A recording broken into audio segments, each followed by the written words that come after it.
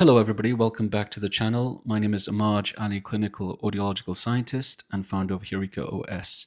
We have another very interesting audiogram sent to me from the same Facebook group. As you can tell from all the videos we've covered so far, no two cases are the same, and that's not including all the diagnostic information that's missing. We are simply looking at the audiogram and simulating the audiogram based on the values that we have in front of us. But I do have a bit more information about this particular case. Reading all the comments of this individual within the group, it appears that the left ear has been this way for many years, best part of 3 decades, and the right side has had some changes happen in the last 6 months or so, where there's been a sudden drop on the better hearing ear, which is the right side. So I believe there's another issue that was mentioned in this case and in previous cases that was brought up, which is tinnitus. So the audiogram is not designed to sort of test for tinnitus or to showcase for tinnitus. There are certain tests that we can do to sort of pitch match the tinnitus, but this is not in the remit of this video. We will discuss a bit more about tinnitus towards the end of the simulation. So if you want to stick around to that, we'll discuss a bit more about the different types of tinnitus and what can be done about managing tinnitus with hearing loss. So just going to the audiogram itself, we're looking at the left ear right now, which is this one here, and we're looking at almost like a cookie bite loss. This is where you have a dip in the middle and then it goes back up, and we are seeing a moderate, low and high frequency and severe mid frequency sensorineural hearing loss on the left side. And we have a very unique shape on the right ear. We have a overall moderate sensorineural hearing loss, and there's a few dips happening. So at 0.5 or 500 hertz, 0.5 kilohertz, and at 4 kilohertz as well. So it's quite a unique shape, and I think the simulation will show that when we actually run it. Okay, so we're going to go to the hearing loss simulator, and we'll start with the left ear, and we're going to go with the female voice again. And here we go. The roster of Nobel laureates is studded with the names of great and deservedly illustrious persons. Some dreamers, some men of action, a few true geniuses. But there are giants missing from the list. For example, the most fundamental contribution to the physical sciences that has come out of America was the work of J. Willard Gibbs, professor of mathematical physics at Yale University during the last... So that was the left ear. As you can tell, very, very inaudible, very quiet, murmur, hardly able to discern any words. In order for you to see or hear the difference, I would advise you to get a good pair of earphones and turning the volume up high when I run the simulation. Also, I would advise, if you're not using earphones, just to turn the volume up high when we hit the simulate button so you can actually hear the difference. But what I'm hearing on my side is a murmur. You can hear the voice, but it's very, very quiet. And, there's not much clarity there at all. So that's on the left side. Let's go to the right ear and play that. Here we go. Order of the 19th century. I'll start from the beginning. The roster of Nobel laureates is studded with the names of great and deservedly illustrious persons. Some dreamers, some men of action, a few true geniuses. But there are giants missing from the list. For example, the most fundamental contribution to the physical sciences that has come out of America. So also very inaudible, very quiet, but there's a bit more clarity. Even though it's quiet, you do get a bit more clarity on this side than the left, as you would expect, because the hearing is better on the right, in the right ear, than it is in the left. So that's interesting to see. The volume is still low, and actually, if you compare the points there, that's 500 hertz is at 60 decibel dBHL, and the 500 hertz on the left is at 55 dBHL, so which is thereabouts. And so there's not much difference in the low frequencies. The biggest difference we're seeing is at 2 kilohertz between the two ears, and that's where the extra clarity and the vowels are present, but the volume is carried in the low frequency. That's where the volume of the speech is in the low tones. So that's where there's equivalence in terms of volume, but clarity and vowels, you get in the extra lift on the right hand side. So this is what we're seeing in both ears with the simulation. I'm going to play a male voice just to see if there's a difference there between the two ears, and we'll toggle between the two. So here we go. No recurrent event in the intellectual world is so avidly awaited by so many people as the annual announcement of the Nobel Awards. No formal honor conferred by man carries such distinction as a Nobel Prize. The awards are presented on the 10th of December. So, but the male voice is actually a bit clearer. So you can actually pick up more words with the male voice over the female voice. And what we also notice is there's when it's off the simulation mode, it's the loud and vibrant voice. A lot of the nuances can be picked up. As soon as you put it into simulation, the tonality is affected. It's not just the volume, the tonality is also diminished. So what I'm going to do now, I'm going to play the same simulation, but I'm going to toggle, rather than toggle on and off, we're going to go toggle between right and left. So that's the right side. And when you see that highlighted on the top right, that's the left side. So we'll do that now. So we'll start with the male voice again. Let's start from the beginning.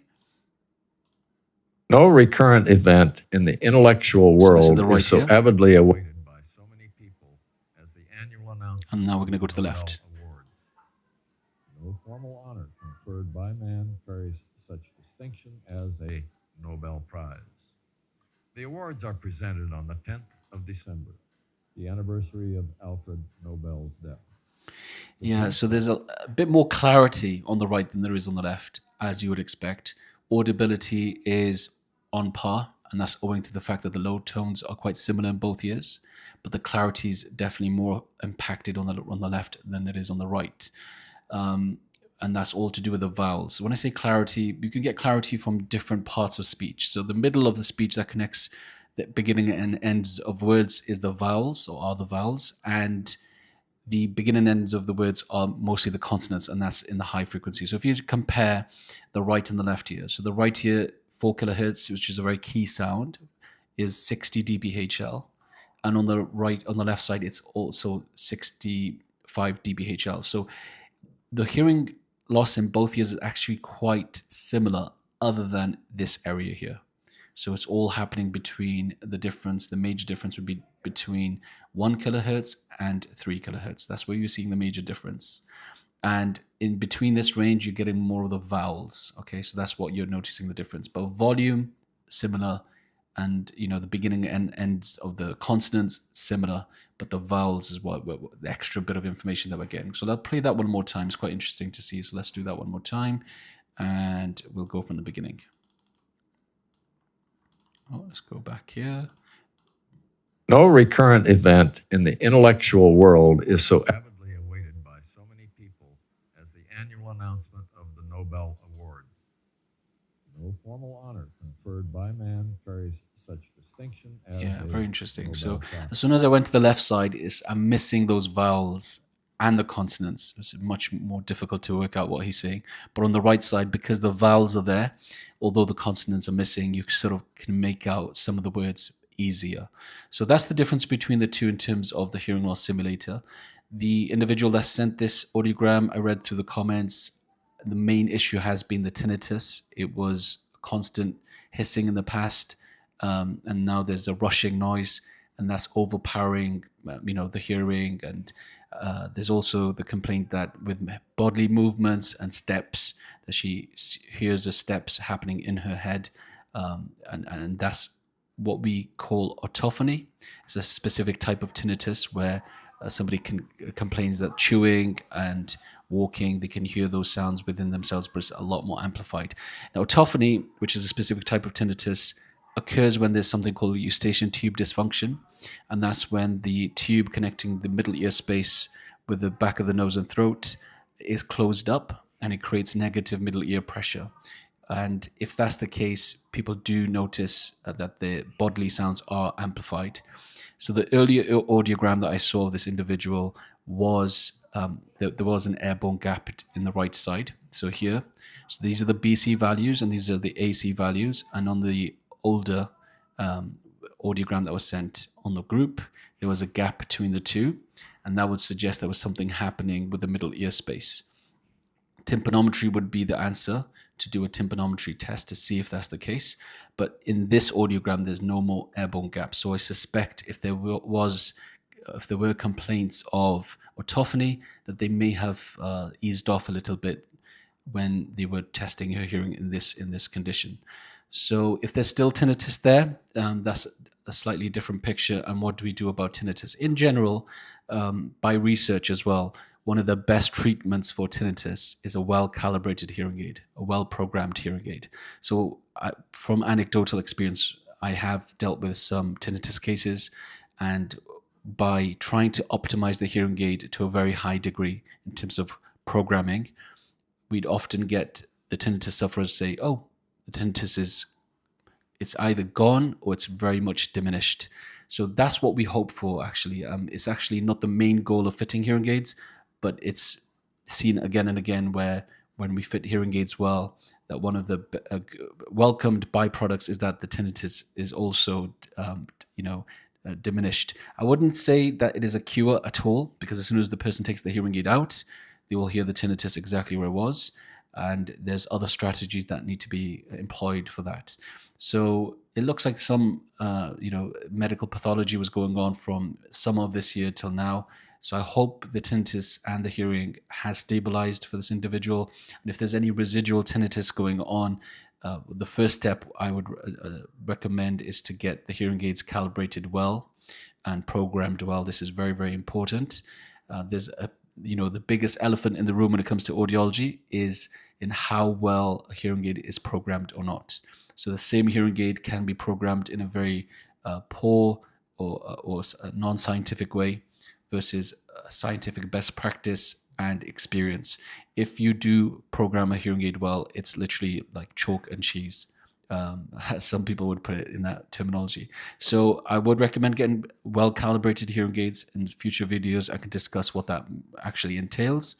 And if the tinnitus is still there and it's difficult to cope and manage, then there are specialists that are, experts in the area of tinnitus, and hearing aids is just the first point of call that you would start with. But then you'd look into a lot of research that's gone into this area. I would certainly look at anybody that is qualified, ideally working within the NHS context. If they are working within the private context, I would just do a bit of research on the sort of background and their experience working with tinnitus cases. And if they are following critically, the critical point would be if they are following best practice. So that would be my advice. So I know it's a bit of a long video, this one, a lot more to discuss. I hope you found that to be useful. There are more audiograms to go through, and I'll stop the video right here. Thank you for your attention, and we'll catch up next time. Bye now.